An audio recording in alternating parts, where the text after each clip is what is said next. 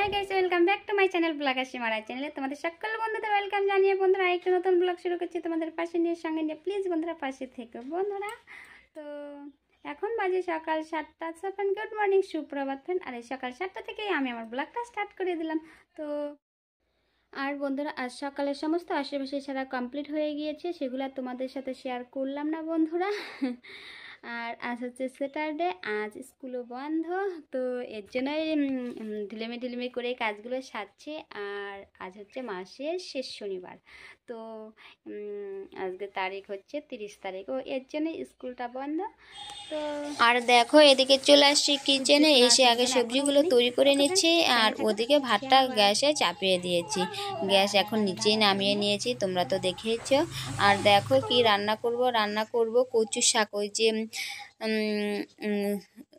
চর থেকে নিয়ে এসেছে। রান্না করব কচু শাক, রান্না করব লাউ, বটবটি ভাজা। এই দেখো কচু শাকগুলো আমি এভাবে কেটে নিয়েছি, এগুলোকে আবার ভাপিয়ে নিতে হবে। বটবটি ভাজা আর লাউ করব মাছ দিয়ে। তো দেখো লাউটা একটু কষিয়ে নিচ্ছি, লাউটা চাপিয়ে দিয়েছি। তো পুরাটা দেখাবো না, জাস্ট একটু এইটুকুই দেখালাম। আর এদিকে দেখো বন্ধুরা, কচুটা আমি ভাপিয়ে রেখেছি, লাগছে কাঁচা লঙ্কা, রসুন কুচানো, আর আছে কালো জিরে ফোড়ন। তো এই দিয়ে শুধু কচুটা রান্না করব, খেতে বেশ লাগে বন্ধুরা।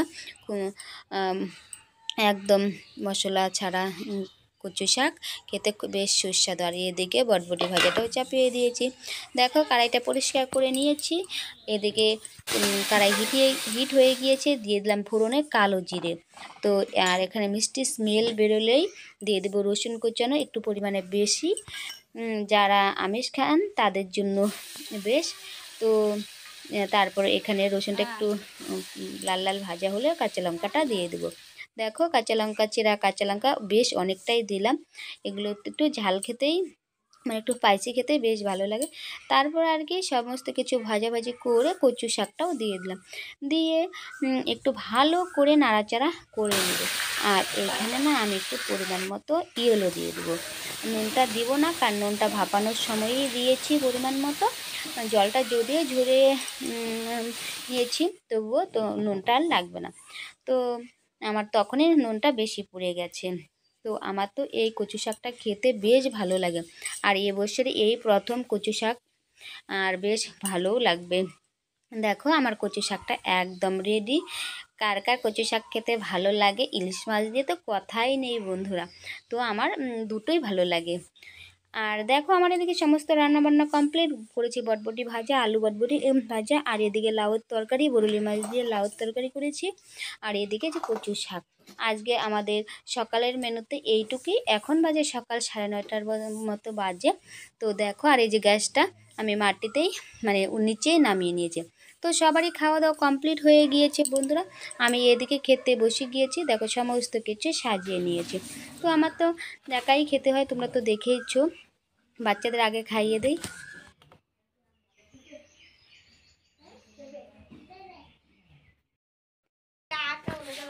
বন্ধুরা এখন বাজে দুপুর না সকালই আছে, এখন সকাল 11:30টার মতো। আর আমার সমস্ত কিছু তো তোমরা দেখলে, স্নান দান খাওয়া দাওয়া পুজো পার্বণ সমস্ত কিছু কমপ্লিট হয়ে গিয়েছে। তো রেডি হয়ে গিয়েছি, দেখো শাড়ি পরে নিয়েছি, যাব সেলফ হেল্প গ্রুপের মিটিংয়ে। দেখো ব্যাগ নিয়ে এসেছি, আর একটা ভাই আসছে, দেওর ভাই, টোটোতে, ওই টোটোতেই যাবো, নয়তো হেঁটে যেতে লাগতো, সাইকেলটার হাওয়া নেই। আর দেখো এই যে আর দেখো বন্ধুরা যাচ্ছি আমি আর সূর্য সোনা যাচ্ছি টোটো করে, নয়তো আমাকে হেঁটে যেতে হতো এই পথটা। তো দেখো বাজারের মাঝখান দিয়ে যাচ্ছি, পাশেই আমাদের স্কুল। তো যেতে হবে মোটামুটি 1-1.5 কিলোমিটার ভিতরে যেতে হবে। আর দেখো রাস্তাতে পেয়ে গেলাম একটা আমাদের দলেরই দিদি যাচ্ছিল ব্যাংকে। তো আমি বললাম আজ তো গুড ফ্রাইডে, আজ বন্ধ। তো এর জন্যই ওই দলের ওই দিদিও ফিরে যাচ্ছে, আমাদের এই টোটো করেই নিয়ে যাচ্ছি। তো মিটিংটা ওনাদের বাড়িতেই বুঝবে। আর দেখো গ্রামের পথ ধরে যাচ্ছি, চারিদিকে এখন শুধু সবুজে সবুজ বন্ধুরা। আমাদের গ্রামটা বর্ষাকালে দেখতে বন্ধুরা অপূর্ব দৃশ্য। দেখো চারিদিকে সবুজে সবুজ। তো মাসিটাও আমার সাথে একটু গল্প গুজব করছে।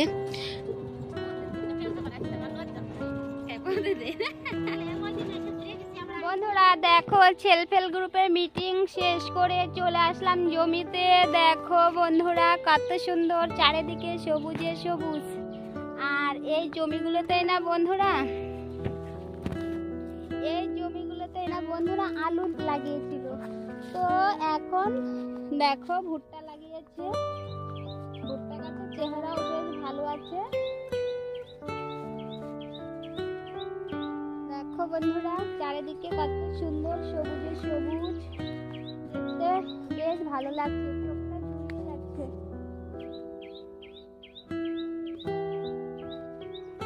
ওকে, আর খুব রোদ্র উঠেছে। আর দেখো এই আমাদের জমিগুলোর পাশে এই দেওর ভাইটার বাড়ি, এই দেওর ভাইয়ের টোটোতে করেই আসলাম। তো ওই যাটা দেখো উঠোন ঝাড় দিচ্ছে। এখন মোটামুটি 12:30টার মতো বাজে, স্নান করবে, তো তার আগে বাড়িঘরটা একটু পরিষ্কার করে নিচ্ছে।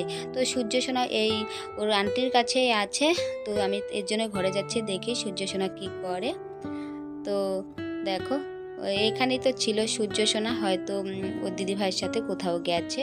তো তারপর আর কি বাড়ি ফিরে এসে তোমাদের সাথে আর দেখা সাক্ষাৎ করতে পারিনি। বাড়ি এসে দেখো দেখলাম ওর পাপা মাম নিয়ে এসেছে, মাছ নিয়ে এসেছে। তো মাছটাকে নুন হলুদ ভালো করে মেখে নিচ্ছি, করবো সর্ষে পোস্ত দিয়ে রুই মাছের ঝাল। তো মাছগুলোকে খুব ভালোভাবে ফ্রাই করে নিচ্ছি দেখো।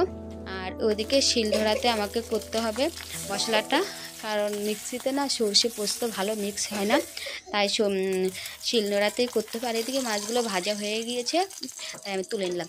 আর এই যে এই শিলনোড়াতে বাটনাটা বেটে নেব। আর বন্ধুরা এই পর্যন্ত যারা আমার ভিডিওটা ধৈর্য ধরে দেখছো বা দেখা শুরু করেছো, প্লিজ বন্ধুরা তোমরা একটি লাইক দিয়ে দেখা শুরু করে দিও, কারণ তোমাদের একটি লাইক আমাদের ভিডিওটা আরও কিছু ভিউয়ারদের কাছে পৌঁছতে সাহায্য করবে। তো বন্ধুরা তোমরা এটুকু হেল্প করো। দেখো এখানে সমস্ত নুন হলুদ আদা বাটা জিরা বাটা পেঁয়াজ বাটা সমস্ত কিছু ভালো করে কষিয়ে সর্ষে পোস্তটা দিয়ে ঝোল দিয়ে ফুটিয়ে তারপর মামগুলো দিয়ে নামিয়ে নিলাম। তো দেখো আমার সবজি মানে সর্ষে পোস্ত রুই মাছ, সর্ষে পোস্ত দিয়ে রুই মাছের ঝাল একদম রেডি। তো আমাদের রাতের মেনুতে আজ এইটুকুই। তো বন্ধুরা ব্লগটা আর বেশি বড় করছি না, তোমাদের যদি ভিডিওটা দেখে কোনো কিছু ভালো লাগে তাহলে প্লিজ বন্ধুরা ভিডিওটা একটু বেশি বেশি করে শেয়ার করো। আর যদি এই মুহূর্তে কোনো নতুন বন্ধু এসে থাকো প্লিজ চ্যানেলটিকে সাবস্ক্রাইব করে পাশে থেকো। আর দেখো সবার তো খাওয়া শেষ, এই যে আমি আবারও খাচ্ছি। তো বন্ধুরা আজকের মতো এখানেই রাখছি। তো বন্ধুরা আবার দেখাবে নেক্সট ভিডিওতে। বন্ধুরা ততক্ষণ পর্যন্ত ভালো থাকবে, সুস্থ থাকবে। Tata, thank you for watching.